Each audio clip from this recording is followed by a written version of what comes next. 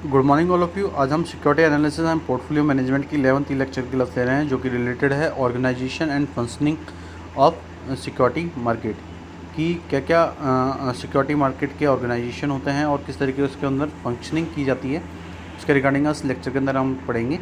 तो सबसे पहले आज का जो हमारा टॉपिक है वो है stock market. Stock market is a place where share of the public listed company are traded. The primary market is where companies float share to the general public is an initial public offering to raise capital.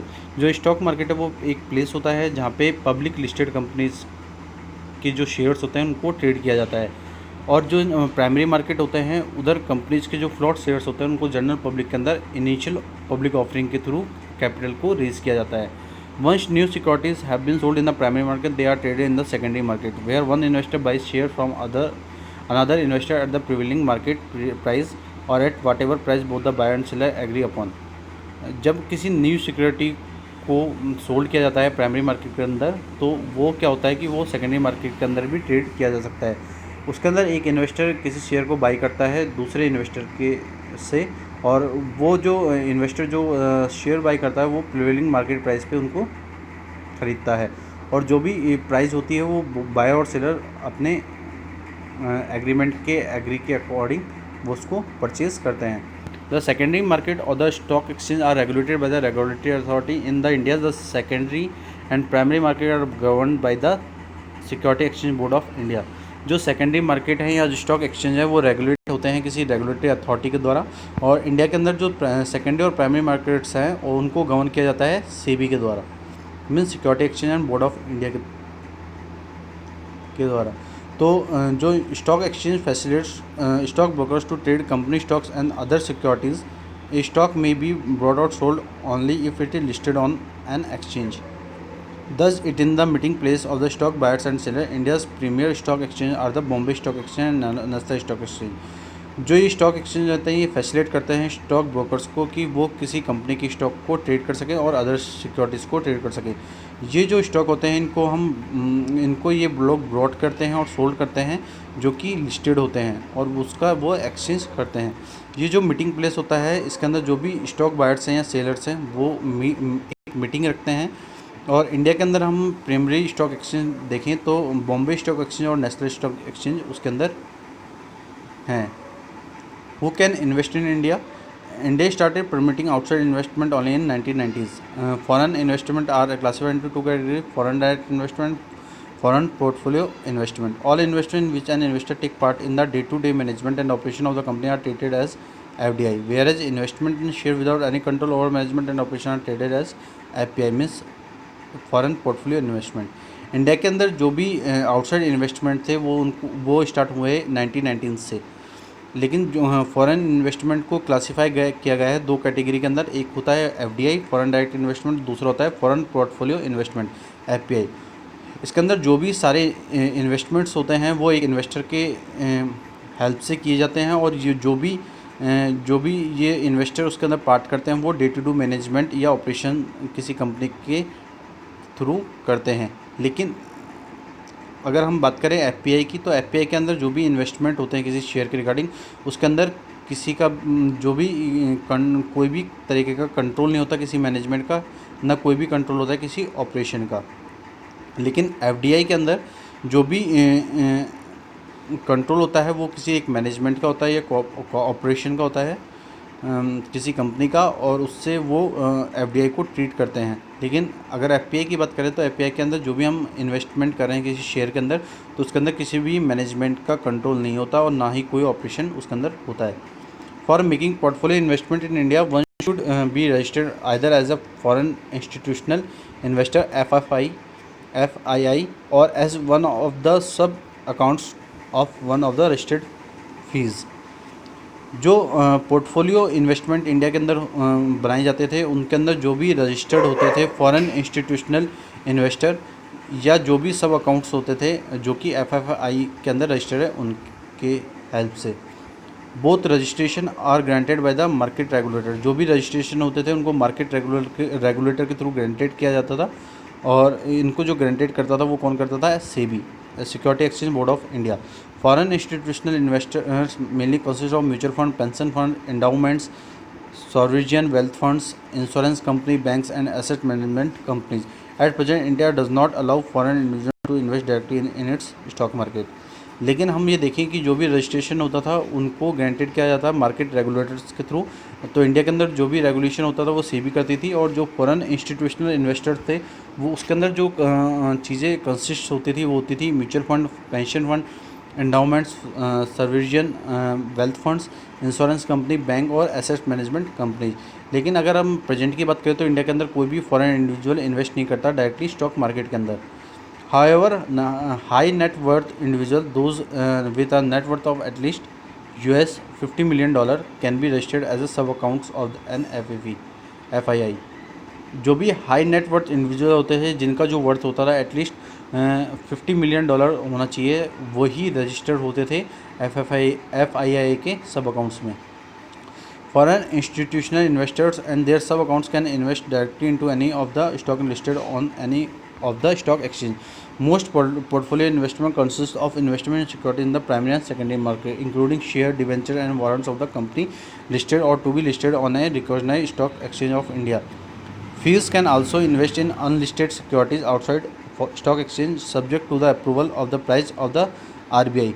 Finally, they can invest in units of the mutual fund and derivatives traded on the any stock exchange. जो FFI होती थी और जो भी उनके सब accounts होते थे वो इन्वेस्ट करते थे डायरेक्टली किसी स्टॉक लिस्टेड कंपनीज के अंदर और स्टॉक एक्सचेंज के अंदर। जो भी पोर्टफोलियो इन्वेस्टमेंट होता था उसके अंदर इन्वेस्टमेंट की कुछ कंसेप्ट्स को इंक्लूड किया जाता था, जैसे कि जो भी सिक्योरिटीज़ होती थी प्राइमरी और सेकेंडरी मार्केट की, उसके अंदर इंक्लूड किया जाता था शेयर्स को, डिविडेंड्स को, और जो भी कंपनीज के जो वारंट्स थे जो कि लिस्टेड होते थे उनके थ्रू वो जो भी लिस्टेड रिकॉग्नाइज्ड स्टॉक होते थे उसको इंडिया के अंदर एक्सचेंज किया जाता था। FFI क्या करती थी कि जो भी अनलिस्टेड सिक्योरिटीज़ है उनके अंदर भी इन्वेस्ट करती थी, लेकिन वो किससे करती थी? आउटसाइड स्टॉक एक्सचेंज के थ्रू। उसके अंदर उन सब्जेक्ट के थ्रू वो अप्रूवल लेता था कि क्या RBI उसकी प्राइस रखेगा। फाइनली क्या होता था कि जो भी इन्वेस्ट की यूनिट्स होती थी किसी म्यूचुअल फंड या डेरिवेटिव के थ्रू वो ट्रेड की जाती थी उन किसी भी स्टॉक एक्सचेंज के अंदर। An FII registered as a debt only FFI can invest 100% of its money into debt instruments. Other FFI must invest a minimum of 70% of their investment in equity. The balance of 30 can be invested in debt. FII must have used special non-resident rupee bank accounts in order to move money in and out of India. The balance held in such an account can be fully repatriated.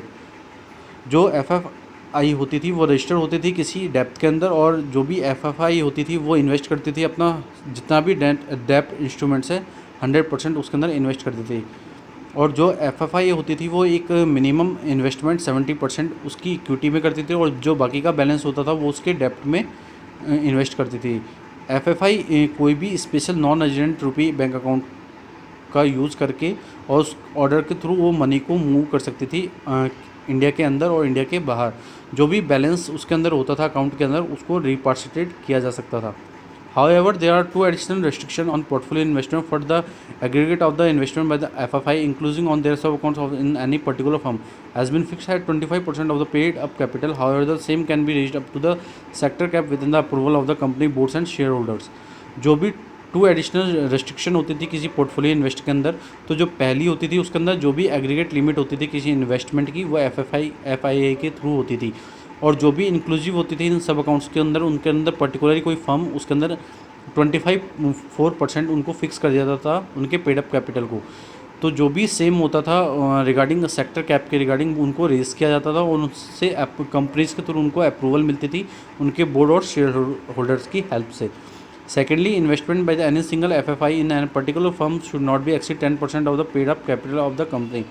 Regulation permit a separate 10% ceiling on the investment for each of the sub-account of an FFI in any particular firm. However, in the case of the fund, corporation, or individual investing as a sub-account, the same ceiling is only 5%. Regulation also impose limits for investment in equity-based derivative trading on stock exchange.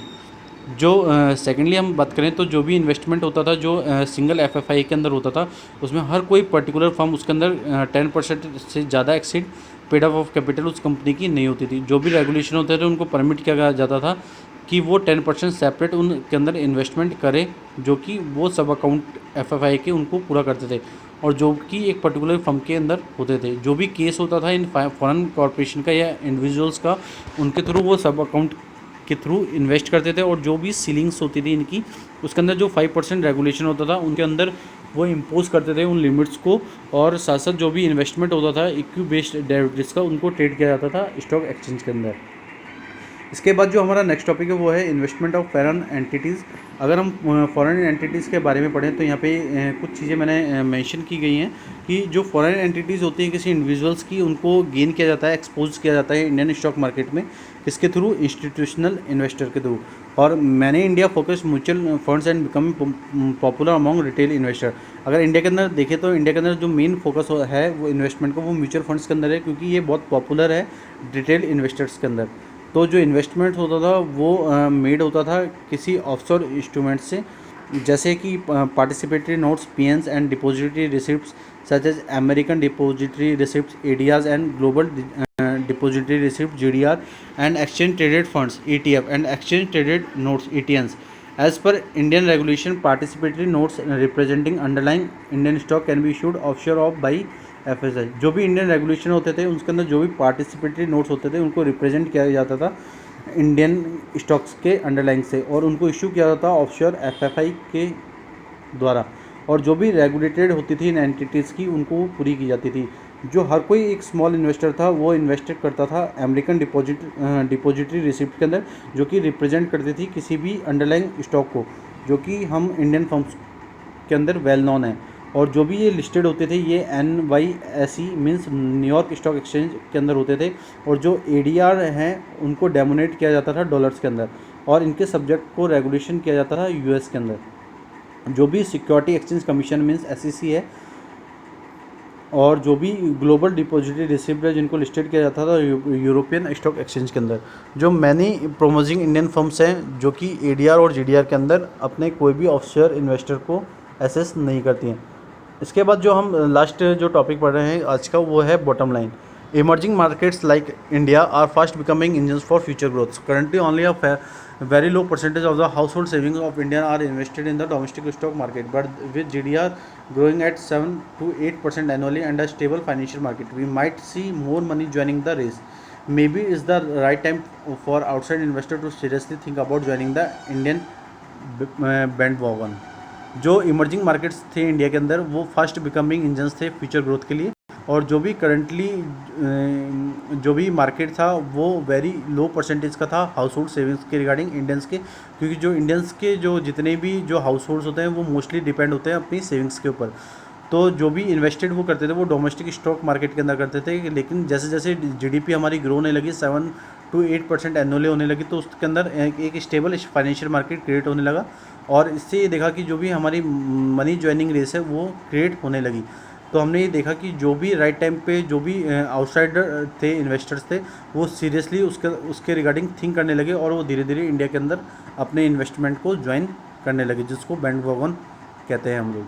तो आज के lecture के अंदर हम लोगों ने बहुत सारे टॉपिक्स को क्लियर किया, और इस लेक्चर के अंदर हमने कुछ चीज़ों को बहुत ब्रॉडली तरीके से और बहुत कंसेप्ट तरीके से पढ़ा है, और इसके बाद का जो टॉपिक है वो हम नेक्स्ट लेक्चर के अंदर कवर करेंगे। आज के लिए इतना ही। Thank you so much and have a nice day.